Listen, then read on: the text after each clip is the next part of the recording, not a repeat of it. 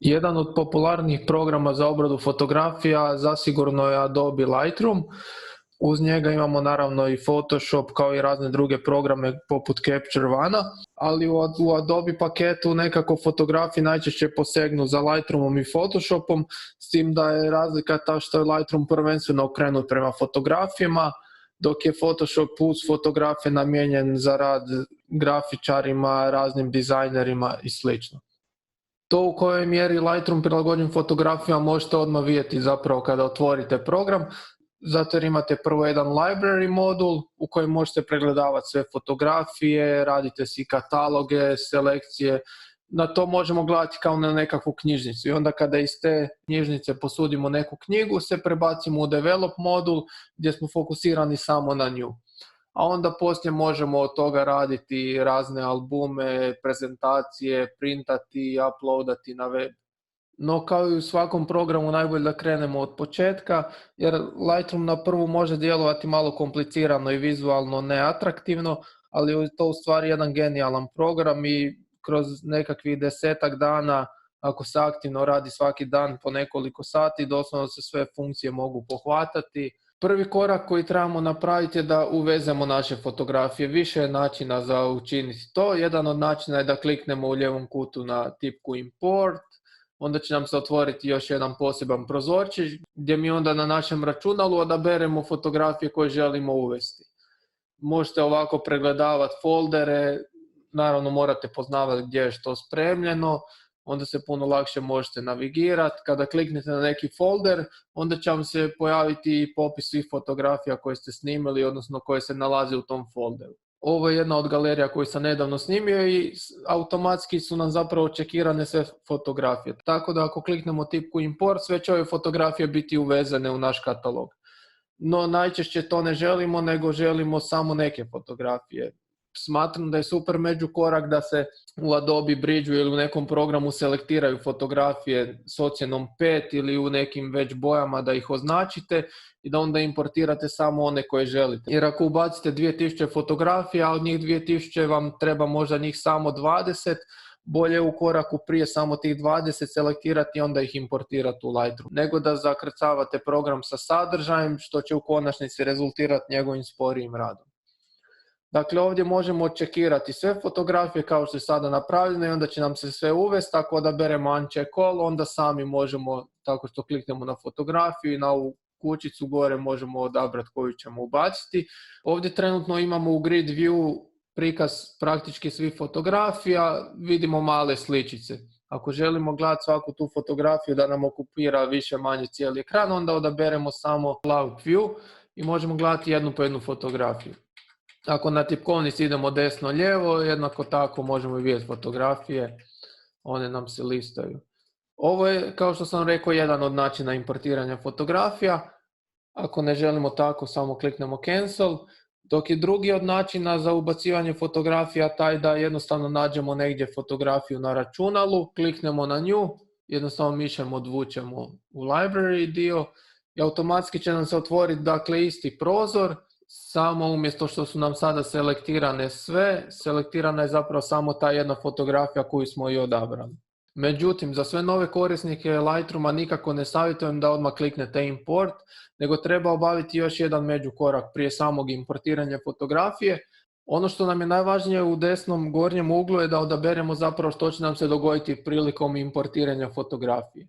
Cijela ova ponuda vas može zapravo jednostavno zbuniti, ali zato ćemo sada naučiti što koja od ovih funkcija znači kako bi u buduće mogli jednostavno to sve koristiti, jer poanta je da si olakšamo rad u programu. Ono što nikako ne savjetujem je da se koriste ove prve dvije opcije, zato jer nam one zapravo neće puno toga napraviti. Minimal nam čuva prostor i vrijeme, ali on ne pruža mogućnost visoke kvalitete u library modulu, isto kao i embedded. To su alati koje zapravo trebamo izbjegavati, osim u slučaju kada nešto trebamo baš jako brzo obraditi. S tim da je važno naglasiti da su to zapravo nekakvi privremeni alati, zato jer će Lightroom svakako u procesu rada ugraditi kvalitetne preview fajlove u te fotografije koje smo ubacili. A baš zbog toga što će se to događati, prilikom obrade fotografija cijeli proces može biti puno sporiji. Zato jer zapravo program u pozadini još stvara te previewove i zapravo otežava rad u programu. Ono što nas svakako zanima su standardi 1:1 previewovi koje želimo ugraditi. Kod standarda se zapravo ugrađuje preview za pregledavanje fotografija u grid dijelu, kao i u predjelu dok imamo samo jednu fotografiju prikazanu, ali tu nam je ugrađen preview bez zoomiranja. Ako kliknemo da nam se fotografija zoomira na 100%, onda će program možda po 10-20 sekundi, ovisno o samoj rezoluciji fotografije, odrađivati svoj dio posla dok se sama fotografija ne izoštri, dok ne dobijemo original kakav on je. Lightroom automatski odredi rezoluciju koju će postaviti za standard preview. U mom slučaju je to 2560 piksela jer je to zapravo rezolucija veličine moga monitora. Ako imate manji monitor ili ako imate veći, sve te dimenzije će se mijenjati. Isto tako uvijek u postavkama vi sami možete odrediti koju rezoluciju želite dobiti. Prilikom ubacivanja fotografije, ugrađivanje standard previewa može trajati malo duže, ali zato cijeli program radi brže. Kao što sam rekao, njihov jedini nedostatak nemogućnost zoomiranja, ali zato ako odaberete 1:1 opciju, naravno sami uvod fotografija i ugradnja će trajati duže, ali u pitanju su previewovi u originalnoj rezoluciji, možete 100% zoomirati na fotografije bez ikakvih poteškoća, zato jer nam je program prethodno odradio samo importiranje i ugrađivanje, tako da sve puno brže funkcionira.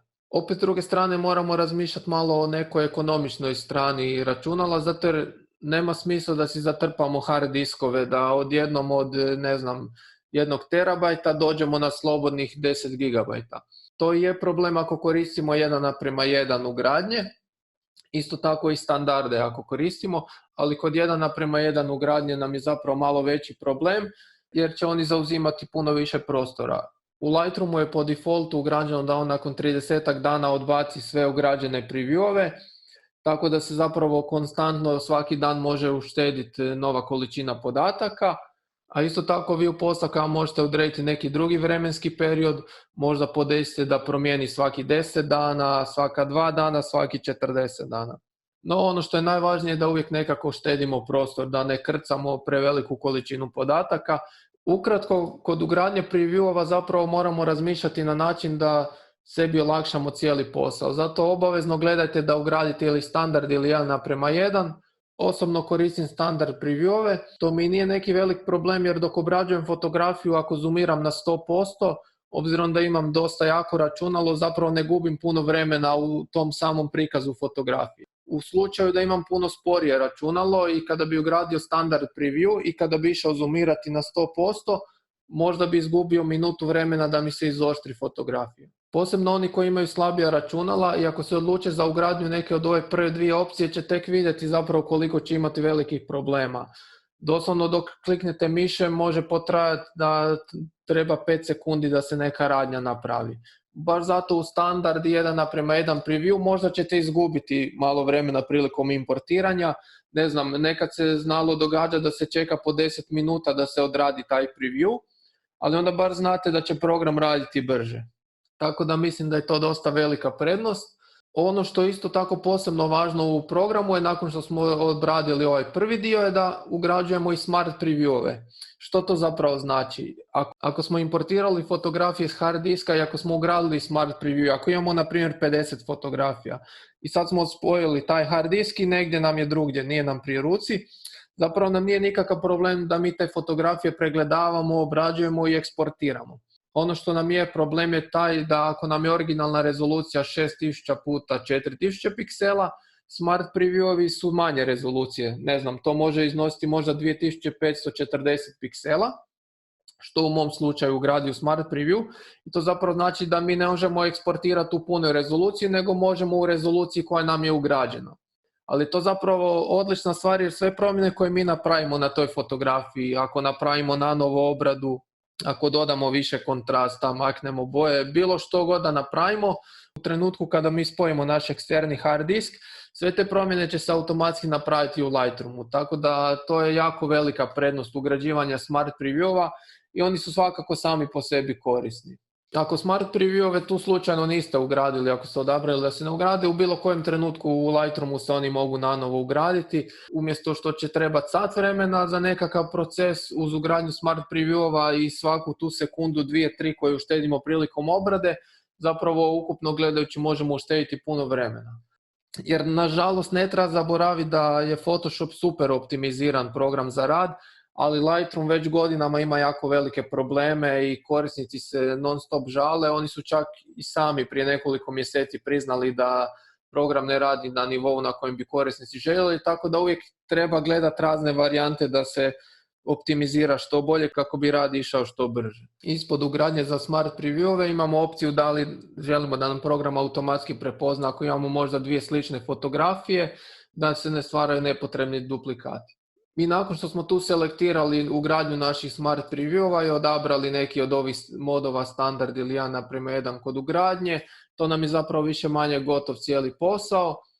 Ako imate nekakve kolekcije prethodno koje ste stvarali, onda možete odabrati Add Collection, da vam se fotografija automatski doda u kolekciju koju ste radili. A isto tako ako ste imali identično snimanje, na primjer u studijskim uvjetima, i ako imate već neki preset koji vam je spreman za obradu, ovdje ga možete u Develop Settingsu odabrati. Nakon što smo s tim gotovi, odabrali smo našu fotografiju, kliknemo Import, ona nam se ubacuje. Kada se ugradi Smart Preview dobijemo obavijest da je on ugrađen, kliknemo OK i to je to. Ovdje vidite da imamo Original plus Smart Preview. Dakle, sad smo ubacili dvije fotografije. Prva koja je bila ubačena nam je automatski ovdje u pregledu jasno vidljiva. Ako odaberemo da je prikažemo preko cijelog zaslona, i dalje nam je ona vidljiva i nema nikakvih problema. Ali ako kliknemo mišem na 100%, vidite da ipak treba jedno vrijeme da se ona izoštri. Evo ovdje je trebalo možda 4-5 sekundi i izostrila se. Dok smo kod drugog slučaja koristili u importiranju opciju 1:1 ugradnje, i ako isto tako prikažemo fotografiju preko praktički cijelog zaslona, i ako zoomiramo, vidite da zapravo nema nikakvog procesa renderiranja te fotografije, zato jer je to program prethodno odradio. Toliko za sada u ovom tutorialu. Mislim da je sad sami proces importiranja fotografije sam po sebi dosta jasan i nadam se da nećete imati nikakvih problema. Jednostavno kod importiranja ili odaberete standard ugradnju ili 1:1. Prve dvije svakako zanemarite i obavezno se osigurajte na način da ugradite Smart Preview, zato jer i ako imate računalo koje je jako sporo, vi možete u programu odabrati da zapravo obrađujete samo taj Smart Preview. Tako da umjesto originalne rezolucije od, kao što sam naveo primjer, 6000x4000 piksela, možete možda obrađivati nekakvu od 2048 piksela po duže stranici. Za prvi tutorial i upoznavanje programa mislim da je ovo sasvim dovoljno, pa se gledamo, slušamo i pratimo u idućima. Slobodno dolje kliknite na taj like, ništa ne košta, a mene veseli. Bog!